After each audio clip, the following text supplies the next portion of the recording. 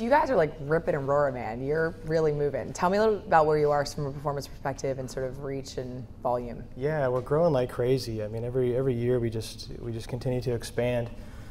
We've continued to add more people to our roster from a content side and from a publisher side. We've got about 4,500 publishers. We're reaching 90% of the U.S. audience now. So it's been cool. So there's been a lot of hubbub. I mean, the kind of content that you sort of specialize in, there's been a lot of hubbub about that content consumption is the audience that is being cannibalized on linear television, right? It's really interesting right now at a point in time. What do you think that's mean? What does that mean for you and for programmatic, sort of specifically in this area, as there is proof that linear television viewing in these categories are diminishing? What does that mean overall for the ecosystem? Yeah, I mean, I think it's hard to take your 65-inch TV with you in the road and to work, and so I think it's natural. It's going to happen no matter what. And, for us, it's obviously a really good thing. We're working on stuff with OTT, but our bread and butter by far is short-form VOD. From a programmatic standpoint, what's been really cool, we really embraced it heavily last year with Spot Exchange, also with AdX from Google. And it's given us these tools and these insights where we can surface a lot of information and be able to segment that inventory and really transact on it on a much more efficient way. Where are you seeing from the buy side, like where's the appetite right now? I mean, is it, because we've literally heard everyone talking about the entirety of the funnel, right? Brand, performance, et cetera. Yeah. But do you think video is moving towards a more performance medium over time? Absolutely, yeah. And are you selling on a performance basis? Yeah, for sure. Yeah, we sell on a cost per completed view. Some advertisers, it's interesting.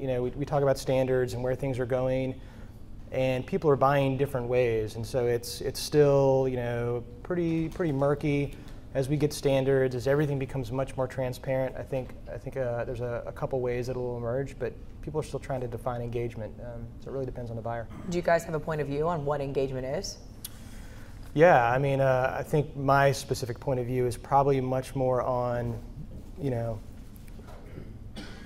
it's not as simple, I don't think, as a click or even a completed view. I think what we're trying to do with data, for example, we just hired a chief data scientist this year. It's a huge initiative for us, is how do we look at the intersection of the content that they're watching and the context of the page, the advertisement that came in, and then audience profile data about that person, how they're coming back. I think engagement is going to be a combination of all that. How much are they watching? What do they like to watch? Almost like taking personalization content and advertising and mashing it together. And where do you see, from the perspective of, if we look at programmatic as the reference point of success, right? Where do you see the biggest investment in content the next, kind of wave? Is it content optimized for mobile devices, meaning the screen size of a smartphone? Is it tablet? Like, where do you think that, because that's one of the biggest issues, is content production still isn't cheap, right? Yeah. So where are publishers going to actually double down as far as where they're going to get the biggest ROI? I think they're getting a lot smarter. There's definitely interesting companies out there that are doing a lot of automation, like Watch It, and that's good, that's interesting. It definitely takes the cost down. I think what really kind of needs to happen from our platform, Dailymotion, AOL, all these guys, we have to be able to give back tons of data to these guys to help them understand what are people really watching, what's doing well, why is it doing well.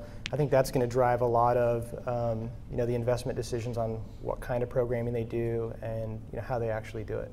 So what I'm just curious. I mean, you talked about some of the challenges that you've given your chief data scientist, but what's the primary goal and objective for that role? Their job description. Yeah, so for us, the biggest one is it's not just the analytics and kind of the table stakes that you have to have. It's really automation. We just extended our partnership with the AP. We've had a long and great relationship with them, to where we're doing a lot more automation. As these syndicated stories go out, automatically matching video to those stories is something that we've just built and released. And we've kind of become this extension for our editors on all these different publishers.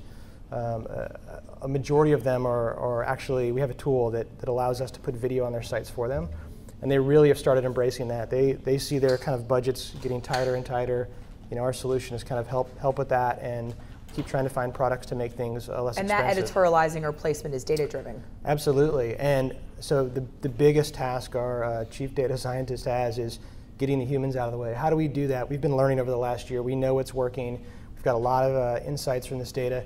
So using machine learning, semantics, getting those videos more and more. So build the Borg? Yeah. I mean, it's, we're at a place, text is a lot easier, but we've got transcripts now. It's mandated by the FCC. Finally, there's enough information that we can actually start doing this much, much more accurately than we ever have before. So, that's the biggest thing. That's where we see a tremendous amount of growth this year is kind of automating that right. back office. Exciting. Yeah. Thank you. Thanks.